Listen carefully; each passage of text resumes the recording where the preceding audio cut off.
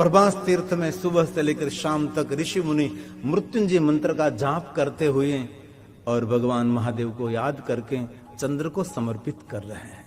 एक दिन बीता, एक मास बीता और 6 मास में 10 करोड़ मृत्युंजय मंत्र का अनुष्ठान पूर्ण किया। ये पूरा प्रभास तीर्थ मृत्युंजय मंत्र से गूंजने लगा है।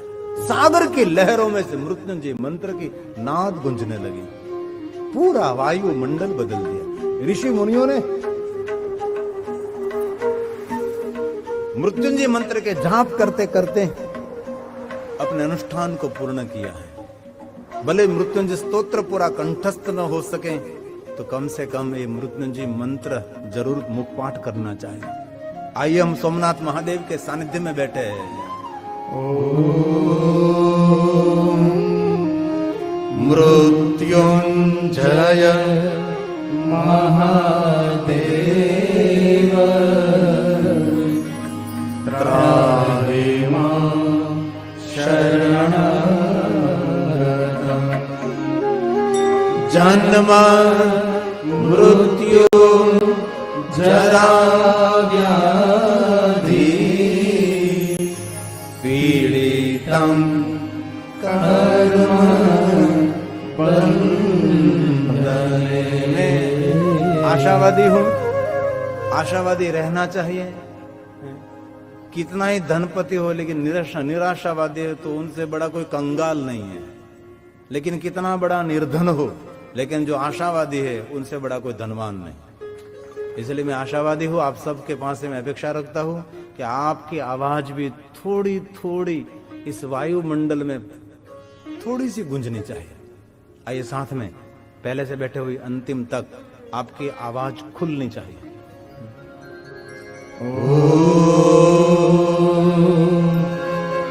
मृत्युंजय महादेव।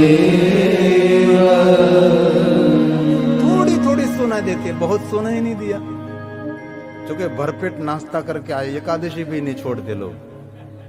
आज तो उपवास करना चाहिए ना। कितने लोगों को उपवास है? सच बोलना, झूठ नहीं। मृत्युंजय महादेव त्राहि मां शरणागतम् जन्म मृत्यु जरा व्याधि पीड़ितं कर्म बंधने। थोड़ा सा साथ में ये प्रभास तीर्थ है, सभी देवताओं का प्रिय स्थान, ऋषि मुनियों का प्रिय स्थान है। ये चंद्र की तपस्थली है, हमारा प्रथम ज्योतिर्लिंग है, ये सागर का तट है और हम शिव महापुराण कथा में बैठे हैं। तो थोड़ा सा आवाज खुलकर निकलना चाहिए। कैसे मंद मंद क्यों आवाज, धीमे क्यों हो गई?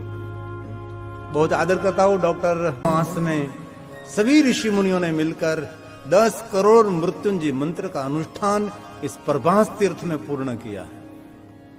सागर की लहरें और पूरा वायुमंडल बदल गया है क्योंकि ऋषि मुनियों ने 6 मास में इतना बड़ा अनुष्ठान किया है और भगवान महादेव को आज याद कर रहे हैं।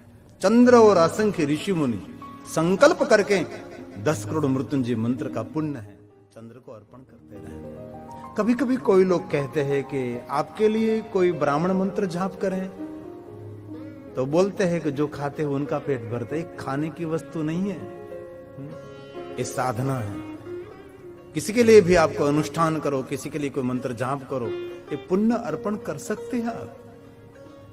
आज ऋषि मुनियों ने अपना अनुष्ठान चंद्र को अर्पण किया है और सभी ऋषि मुनि चंद्र साथ में मिलकर भगवान शंकर जी को याद करने लगे।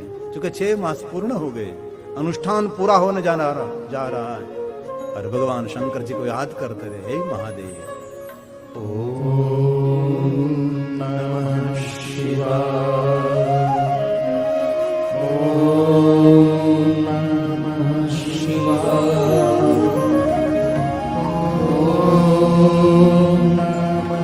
सागर की लहर, प्रभास तीर्थ सागर का तट महादेव को याद कर रहे हैं। ओम नमः शिवाय। ओम नमः महादेव महादेव महादेव महादेव महादेव ओम नमः शिवाय। ओम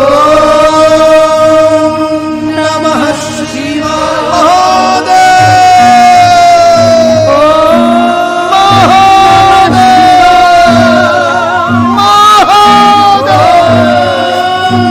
भगवान महादेव चंद्र की प्रार्थना सुनकर, ऋषि मुनियों के अर्घ सुनकर आसमान से भगवान शंकर जी प्रभास तीर्थ में प्रकट हुए। एक सूर्य नहीं, करोड़ों सूर्य समान भगवान शंकर जी इस प्रभास तीर्थ में पधारे। सागर की लहर जिनके चरण पखारने लगी।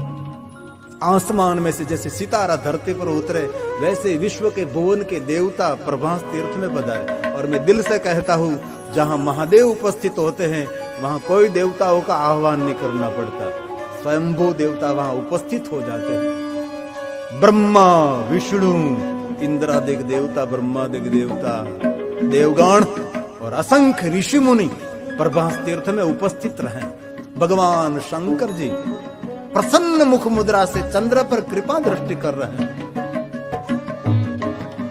चंद्र आज भगवान महादेव का दर्शन कर रहे हैं और सागर की लहर भगवान शंकर जी के चरण पखाल रही है और सागर के जलकण भगवान महादेव को अभिषेक कर रहे हैं। सभी देवता प्रसन्न मुख मुद्रा से भगवान शंकर जी के दर्शन कर रहे हैं। ऋषि मुनि भगवान महादेव को देखकर अपने जीवन को सार्थक और धन्य मानने लगे। चंद्र कह रहा है कि आज मेरा महादेव मुझे मिला है, अब मुझे क्षय रोग में से मुक्ति मिलेगी। अपना भाव और प्रेम व्यक्त कर रहा है।